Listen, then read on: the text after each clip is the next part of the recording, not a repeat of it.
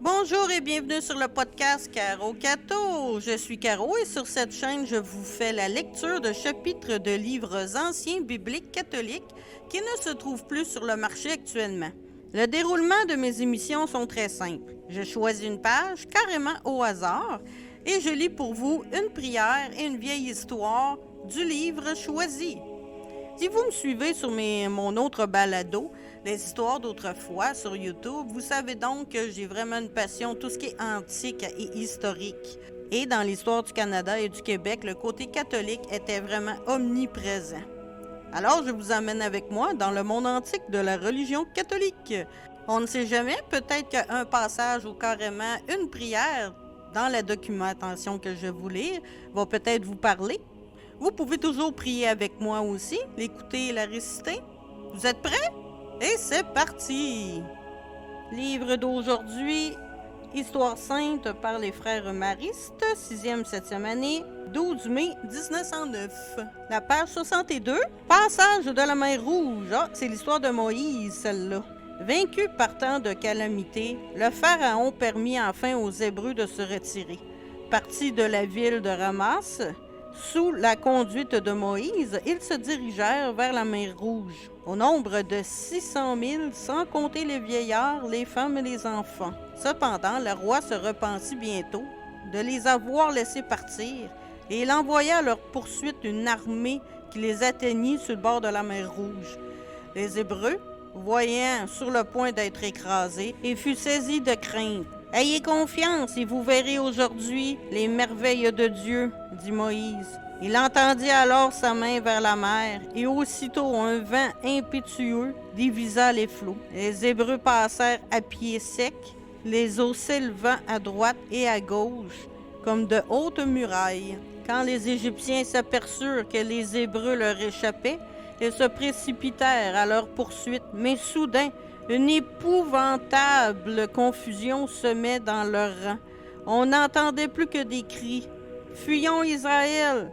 Le Seigneur combat contre nous! » Il était trop tard. Moïse entend de nouveau sa main vers la mer.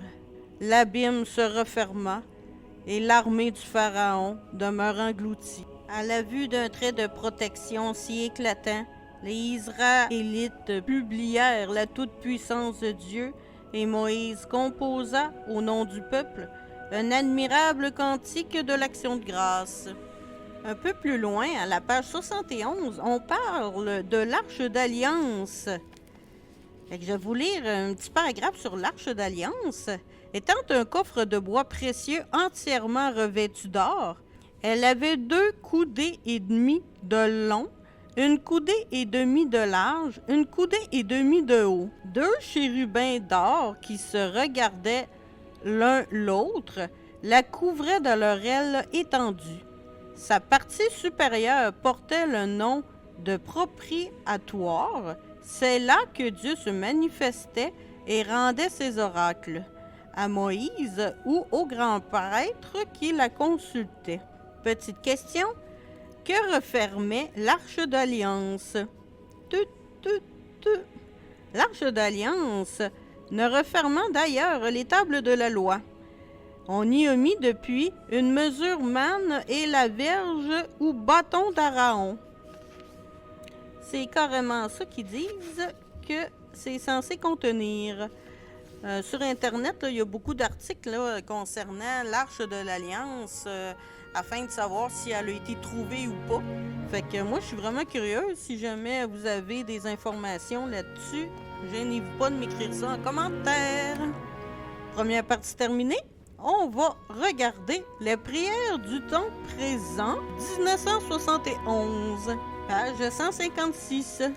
Si quelqu'un a soif, qu'il vienne, et que l'homme de désir reçoive l'eau de la vie. PS 41, tendu vers Dieu et vers son peuple.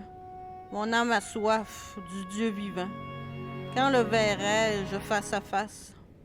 Comme une biche languit après l'eau vive, ainsi un âme languit vers toi, Dieu. Mon âme a soif de Dieu, le Dieu vivant. Quand pourrai-je m'avancer, paraître face à Dieu? Je n'ai d'autre pain que mes larmes, le jour, la nuit. Moi, chaque jour, entends dire, où est-il ton Dieu? Je laisse déborder mon âme et j'invoque le temps où je franchissais les barrières, entraînant vers la maison de mon Dieu. Parmi les cris de joie et de louange, la multitude en fête. Pourquoi te replier sur toi-même et te plaindre, ô mon âme? Espère en Dieu. Oui, de nouveau je proclamerai que sa face me sauve. Ô mon Dieu, mon âme s'est repliée, mais alors je t'invoque. Des terres du Jourdain et de l'Armoire, toi, humble montagne. L'abîme appelant l'abîme à la voix de tes cataractes, la masse de tes flots et de tes vagues avait passé sur moi.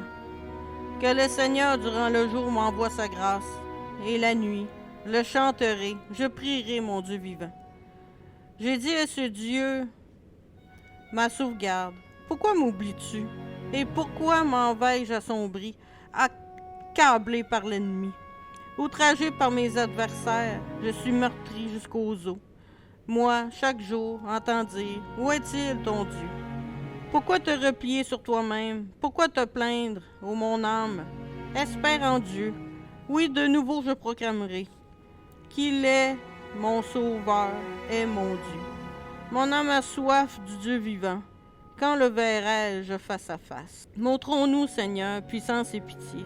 Sauvons-nous, Dieu de l'univers. Plonge dans l'effroi les nations. Lève ta main contre les peuples étrangers et vois l'éclat de ta puissance. Tu leur en montreras de nos dépens ta sainteté. À leurs dépens, montre-nous ta gloire. Qu'ils le sachent comme nous le savons. Il n'a pas d'autre Dieu que toi. Renouvelle les prodiges, refais les merveilles, change de gloire ta main et ton bras droit. Rassemble tous les clans de Jacob, comme autrefois, ils reçoivent ton héritage. Aie pitié du peuple qu'on appelle de ton nom Israël, dont tu as fait un premier-né. Aie pitié de ta ville sainte, Jérusalem, le lieu de ton repos. Remplis Sion de tes louanges et ton temple, remplis-le de ta gloire. Montre-nous, Seigneur, puissance et pitié. Tourne mon cœur vers ton témoignage, fais-moi vivre de ta parole. Tiens ta promesse à ton serviteur. Fais-moi vivre de ta parole. Gloire au Père, au Fils et au Saint-Esprit. Tourne mon cœur vers ton témoignage. Fais-moi vivre de ta parole.